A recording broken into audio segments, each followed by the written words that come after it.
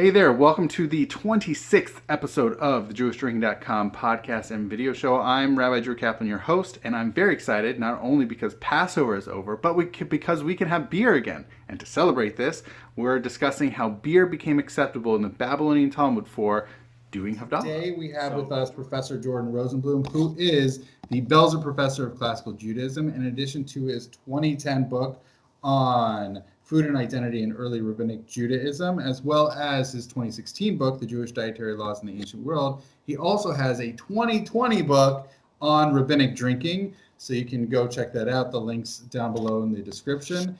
And we have, today we're actually talking about something that comes up in Rabbinic Drinking, the book, which is how beer became acceptable for Havdallah.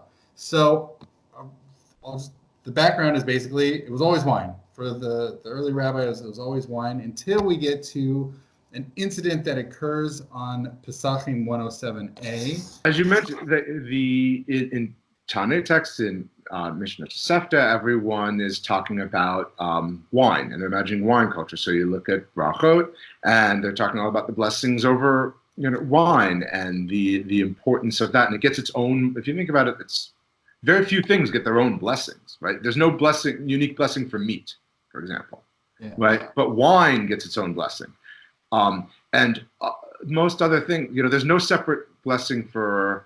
There's no special blessing for apple juice versus apple, right? But there is a special blessing for a fermented grape versus a grape, right? And so clearly wine is singled out blessing-wise, and wine plays a very central role in ritual, particularly related to Shabbat, right? And festivals where there's an opening kiddush, there's an opening wine blessing, essentially, and then part of the closing ceremony of these events, Havdallah, which separates this sacred from profane time, involves intimately a wine blessing. And then in Babylonia, which is a beer drinking culture, not a wine drinking culture. I was going to pause you, which is to say that it's throughout the entire early rabbinic literature, wine is the beverage par excellence. Yes, and it really is a given. Like even when they talk about kiddush, that obviously you're going to do it over wine. And for in Israel and in the land of Israel, Palestine, that was what they had. And what else? Like it was plentiful. It was all around. But it becomes a problem, as you're pointing out, in Persia/Babylonia. Right. It's not. Thank you for that clarification. It's important to say that it wasn't even a thought that you would think of anything else. Like, why would you? And then in Babylonia, which is a beer drinking culture, that question, it's only there. It's only in the Bible. It's only the Babylonian Talmud that they start to say, well, wait a second. Does it have to be wine? Couldn't it be beer? And that sets up the sugya, the passage that you want to talk about, because that background is necessary to understand why this becomes an issue. Yeah. And I think what's literarily fascinating is how the sugya unfolds, how the discussion in the Talmud, which isn't. It's actually the opposite. In most discussions in the Talmud, it usually flows chronologically. Right. As an earlier text followed by a later text followed by an even later text. However, here it's the exact opposite. That the whole discussion is really brought to a head by a crisis caused by a singular incident. And so we start with a later incident, then we have to go, and really the literary arrangers of the Talmud are trying to reconstruct it, but in a reverse chronology. And you can really tell that there's an anxiety about it. Yeah, there's such an anxiety that if you really try and follow it all the way through, the ultimate answer, not to give away the ending, right? So, spoiler alert. Spoiler alert. Spoiler alert is the best answer you really come away with reading this text is that for Kiddush, you really should only use wine, but for Havdallah, you could use beer, but maybe you shouldn't, but it's not clear you could, and there's no... And even all the reasons behind it even aren't quite explicit. And that's the problem. And part of the issue they have, right, is the assumption that, of course, you'd use this for wine. So there was no precedent to say no to anything else.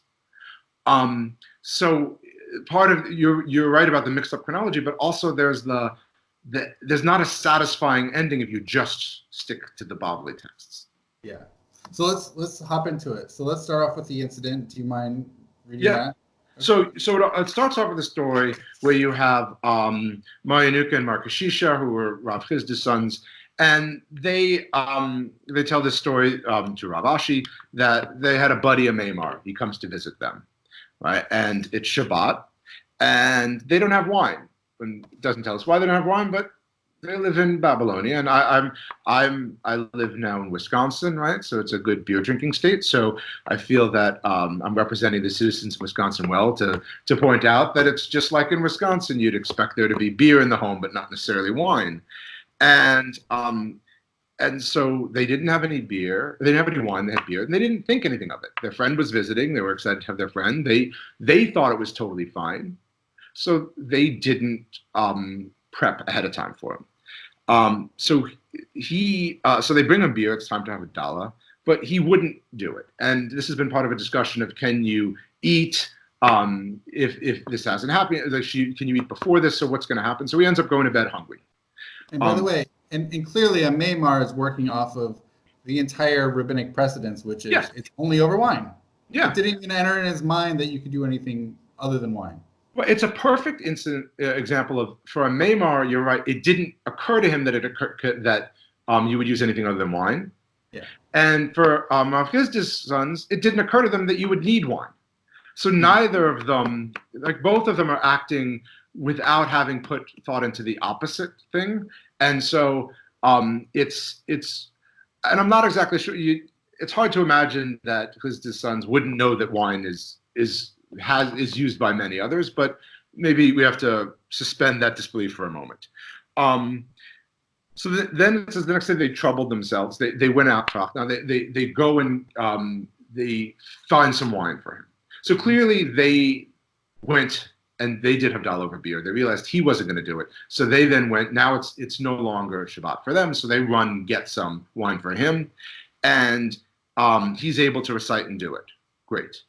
Skip ahead now. So the following year, he comes to visit them again. And clearly he's forgotten about this, right? Because he doesn't say, hey, guys, I'm coming again.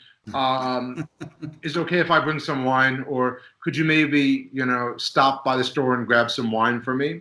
He doesn't say anything. So then they bring him beer. And so he says, oh, if so, beer is the wine of this region, which is a great saying there. And there was actually, I have it on my shelf, there was an exhibit about beer in Jews in Germany, that in German, I'll grab it off the shelf since I can share. It says, beer ist der Wein dieses Landes. So beer is the wine of these lands. Oh. It's and it's exhibits of, there's a beer stein with the Jewish star on it. And so it becomes a nice stock phrase. And he says, oh, beer is the wine of this region. And so then he recites Havdallah over it. So for him, the second time he sees it, he says, oh, this must be the wine of the region. So if you just had that story, this is one of these interesting things. If you just had that story, you would think, oh, if beer is the wine of the region, you use the wine of the region. Yeah. But it's not that simple. Right. But I want to point out something that you mentioned in your book that's coming out about the names of Rav Chisda's sons. Do you want to share that?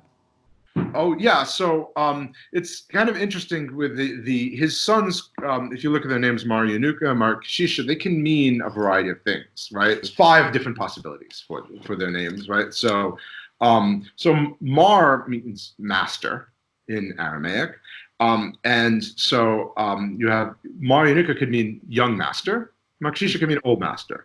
So and with this, the reason I point this out, I should back up for a second. The book Rabbinic Drinking is about using rabbinic texts about drinking to introduce main themes in rabbinic literature. And so the idea is to be an accessible introduction to themes in rabbinic literature. And along the way, I wanted to kind of point out some of the things that are maybe disorienting at first, but after you spend a lot of time with this literature, you just kind of accept them just like you accept wine or beer as being totally normal in these things. And one of the things is names and seeing the ways that names can hint at things. So this is a moment where I took a moment to reflect on all the possibilities of things you can read into these names. And so one could be that these are their actual names. Maybe they're straightforward names. Another possibility is their nicknames, that for one's, this is one's old master, one's young master. Maybe one is, the older brother and one's the younger brother. So another possibility that's offered is that their nicknames for, that one was born when he was a young guy, when Pizda was young, right? So, and then one was born when he was older. In others, they both had the same names, and this distinguished them. I think of George Foreman, right, who named all his kids George. And they had the same name, which was Master, and this is how you distinguish them. So, which is a slight variant between the four, but these are 5 possibilities for it. And the other reason, we were talking about this earlier, and you pointed out how this kind of disrupts a little bit of the flow of the book when I point this out, but I actually think it's really important because I think students just blow past the name sometimes because like, well, these names look weird, I'm going to move past it.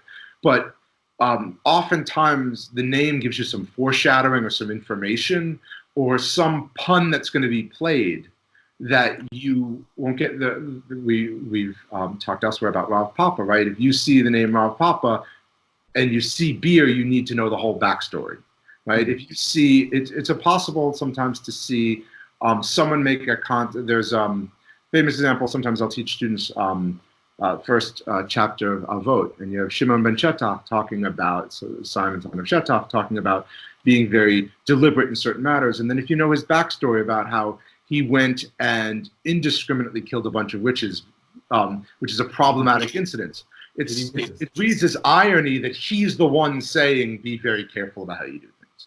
So taking a moment to think about the names and the backstories of these people helps understand the text a lot more. Hey there, I hope you've been enjoying the show so far. We still got a bunch more of the show to go. I just want to let you know that later on in this episode, I'll give you a sneak preview into next week's episode, which is also beer related. So we have Rav Huna asking Rav Chisda, can we use beer for Kiddush, right? Realize they were talking about Havdallah, now we move to Kiddush, right? And so now they say, well, I'm trying to figure it out with regard to, they talk about figs, dates, and dilman dates. So they're talking about higher quality beers. So this is a standard rabbinic discussion, right? Let's look at, it becomes the kal v'chomer, the how much, the more so. Then if I look at it for the highest quality, does it work? Because that answers for the lower quality, right? He says, really, I couldn't get an answer if it works for that. So if I couldn't get it up for the highest quality. And they kept asking up the chain. It went backwards in time. Like, oh, and my master's master asked his master, who asked his master. No one knew. They couldn't figure it out. Right. And he's like, if I can't get a clear answer for that, the cheaps will. Right? How much the more, like, but that also is very telling with this, right? He keeps going back to find it and he can't get a clear answer. Yeah. Which could be read to say, if no one said no, why can't it be yes? Right. But you get the feeling reading this, that they're saying, if no one said yes, why should we say yes? Which, and behind a lot of these texts, what you notice is a tension between which should get the preference, beer or wine. And even in Babylonian texts that have a preference for beer, they still inherit texts that have a preference for wine, and they need to grapple with that. Yeah.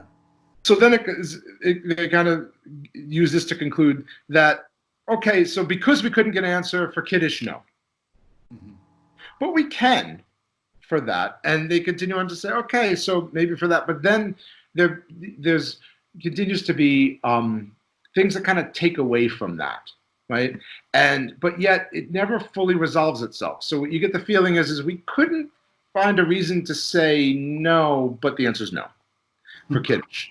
But Havdallah, there's some precedent, but we don't like it,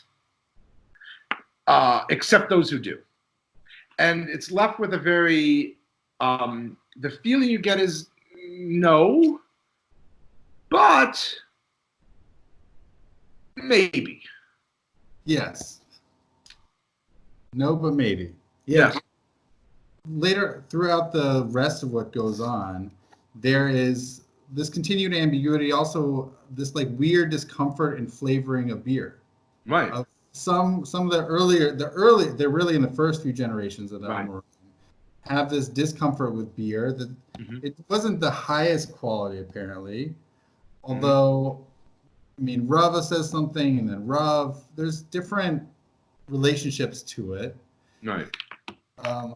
What I find funny is that eventually it gets down, and it does. There is a brisa. There is a Tanaitic text that ultimately says that in Mikachin al Sheikhar, that you don't do kiddush on beer. Don't do kiddush. Like it's very clear. But Mishum Rabbi Eliezer bar Rabbi Shimon Amr Mikachin. But some say you can do kiddush. So even going all the way back to Tanaitic early rabbinic text, it's the same thing of don't do kiddush on beer. But there is an opinion that you could. That beer is totally kiddishable. And if beer could be kiddishable and you have the not necessarily nose all the way up the Amoraic chain and you get to a Tana that says you could, so there's precedent even for kiddush. So if you could say there's wiggle room for kiddush, then Havdallah, then it's okay that what a Maimar did.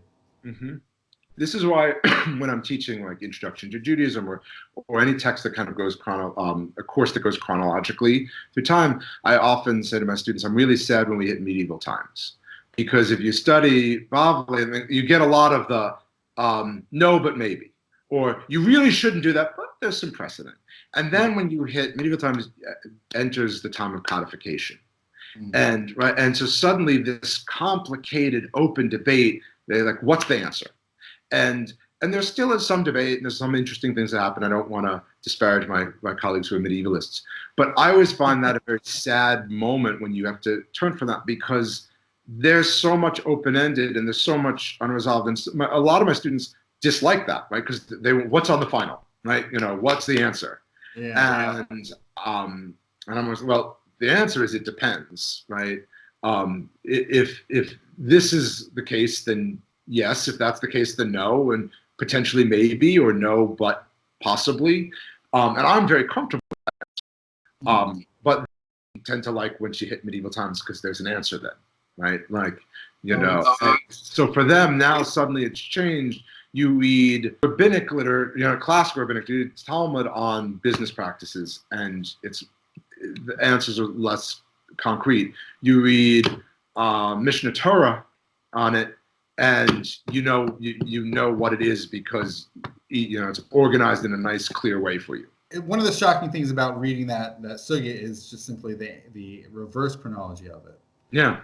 Which for anybody who's used to reading Talmudic stuff, this clearly stands out because of how opposite it is stylistically for the literary arrangement.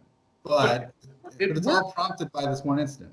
Right, but it also works because it's prompted by the incident, but then you see they keep going back in time to find an answer. And there's no answer. And then as you point, they go all the way back to Breita, and even the Breita that kind of gives an answer doesn't give an answer. So in some ways that points to the long history of this problem, and potentially sometimes the organizing the Sugya will show it's like a good editorial hand. You kind of set up what you want the conclusion to be, and by setting it up that way, it shows the shaky ground that a prohibition lies on. Or I usually explain this to my students by saying, I ask them how many have siblings and how many of you have done that mad dash to the parent to be the first one to say to them what happened, because you instinctively know that you can then control the narrative and frame what your sibling says. Right? I want to be the first one who says that, and then in this instance, that weird chronology might be setting up because now you start with that story of wine is the region of beer is the wine of the region. Then you're predisposed, you're primed and biased to read that the rest as on shaky grounds. And if you flipped it to say, well, no, but maybe, you'd be primed to say, well, there is the predominantly a no, although it's possible, why would you be going against that? And Khmar Medina is so fascinating because I think nowadays in common parlance, people just refer, like it could be like Coca-Cola or whatever people drink, and it's just a drink, but really it means wine of the land.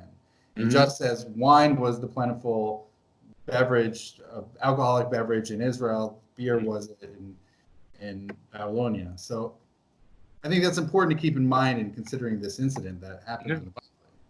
No. Right there. We're not done with the show just yet, but at this point, I want to give you a sneak preview into next week's episode, which is beer in the Bible. This word shachar that you mentioned, where every other language is clearly beer, every other Semitic language, and then somehow people started translating it as wine. Well, thank you so much, Professor Rosenblum, for joining us. And for everybody else out there, don't forget his book, Rabbinic Drinking, is available for sale. So thank you so much, and l'chaim. Okay. All right, cool. Well, thank you again. Yeah.